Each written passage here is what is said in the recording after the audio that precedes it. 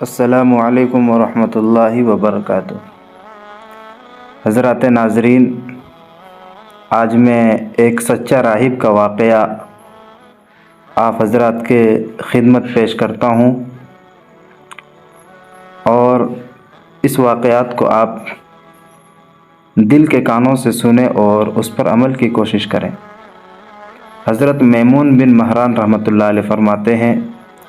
کہ حضرت عمر بن عبدالعزیز کی خدمت میں ایک راہب آیا تو انہوں نے راہب سے فرمایا کہ مجھے پتہ چلا ہے کہ تم ہر وقت روتے رہتے ہو، ایسا کیوں ہے؟ تو اس نے کہا کہ میں نے لوگوں کو دیکھا کہ انہیں دین سے زیادہ کوئی چیز اہم نہیں لگتی تھی، اور اب حال یہ ہے کہ انہیں دنیا سے زیادہ کوئی چیز اہم نہیں لگتی ہے، لہٰذا میں جان گیا ہوں کہ آج کل موت ہر نیک اور بد کے لیے بہتر ہے۔ جب وہ راہب چلا گیا تو حضرت عمر بن عبدالعزیز نے فرمایا،